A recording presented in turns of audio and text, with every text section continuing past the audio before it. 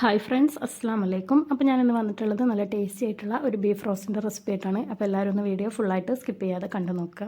അപ്പോൾ നമുക്ക് ആദ്യം തന്നെ മസാലയൊക്കെ ഒന്ന് വഴറ്റിയെടുക്കാം. അപ്പോൾ അതിനായിട്ടൊരു പാൻ വെച്ചിട്ട് അതിലേക്ക് 1 ടേബിൾ സ്പൂൺ വെളിച്ചെണ്ണ ഒഴിച്ച് കൊടുത്തിട്ടുണ്ട്. അതിനുശേഷം 1 ടേബിൾ സ്പൂൺ ഇഞ്ചി വെളുത്തുള്ളി പച്ചമുളക് പേസ്റ്റ് ഒന്നിട്ട് കൊടുക്കുന്നുണ്ട്. ഇനി അതിൻ്റെ ഒരു പച്ചമണം മാറുന്ന വരെ നമുക്ക് നന്നായിട്ടൊന്ന് വഴറ്റിയെടുക്കാം.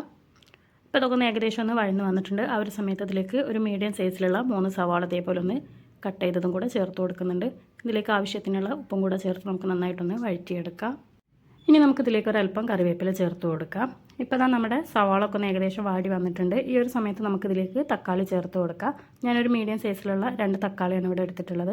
അപ്പോൾ അതും കൂടെ ചേർത്ത് കൊടുത്ത് നമുക്കിത് ആ ഒരു തക്കാളിയൊക്കെ നന്നായിട്ടൊന്ന് ഉടഞ്ഞ് വരുന്നവരെ നമുക്കിതൊന്ന് വഴറ്റിയെടുക്കാം.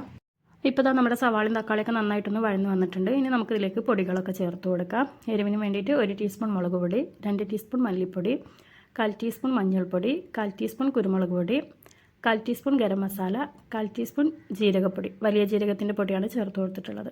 ഇനി ഈ ഒരു പൊടികളുടെയൊക്കെ പച്ചമണം മാറുന്ന വരെ നമുക്കിത് നന്നായിട്ടൊന്ന് വഴറ്റിയെടുക്കാം. അപ്പോൾ നമ്മുടെ മസാല ഒക്കെ ഇവിടെ റെഡി ആയിട്ടുണ്ട്. ഇനി നമുക്കിതിലേക്ക് ബീഫ് ചേർത്ത് കൊടുക്കാം. ഞാൻ ഉപ്പും മഞ്ഞളും കൂടെ ഇട്ടിട്ട് വേവിച്ചെടുത്തിട്ടുള്ള ബീഫാണ്. കുക്കറിൽ ഒരു 4 വിസിൽ വരുന്ന വരെ വേവിച്ചെടുത്തിട്ടുള്ളതാണ്. അപ്പോൾ അത് നമുക്ക് ഈ ഒരു മസാലയിലേക്ക് ചേർത്ത് കൊടുത്തിട്ടുണ്ട്. ഇനി നമുക്ക് ആ ഒരു മസാലയും അതുപോലെ തന്നെ ആ ഒരു ബീഫും നല്ല രീതിക്ക് തന്നെ ഒന്ന് മിക്സ് ചെയ്തതിന് ശേഷം നന്നായിട്ടൊന്ന് തിളപ്പിച്ചെടുക്കണം. ആ ഒരു വെള്ളമൊക്കെ വറ്റുന്ന വരെ നമുക്ക് തിളപ്പിച്ചെടുക്കാം.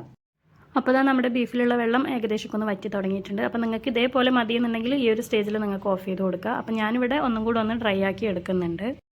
അപ്പോൾ നമ്മുടെ ഇതിലുള്ള വെള്ളമൊക്കെ ഫുള്ളായിട്ടൊന്ന് ഞാൻ ഡ്രൈ ആക്കി എടുത്തിട്ടുണ്ട്. അപ്പോൾ നല്ല സൂപ്പർ ടേസ്റ്റി ആയിട്ടുള്ള ബീഫ് റോസ്റ്റ് ഇവിടെ റെഡി ആയിട്ടുണ്ട്. ഇനി ഇതിൻ്റെ മുകളിലായിട്ട് നമുക്ക് കുറച്ച് മല്ലിയിലയും കൂടി ചേർത്ത് കൊടുത്താൽ നമ്മുടെ ബീഫ് റോസ്റ്റ് റെഡിയായി. അപ്പോൾ തീർച്ചയായിട്ടും എല്ലാവരും ഈ ഒരു രീതിയിലൊന്ന് ട്രൈ ചെയ്ത് നോക്കുക. വീഡിയോ ഇഷ്ടപ്പെട്ടാൽ ലൈക്ക് ചെയ്യാനും ഷെയർ ചെയ്യാനും സബ്സ്ക്രൈബ് ചെയ്യാനും മറക്കരുത്.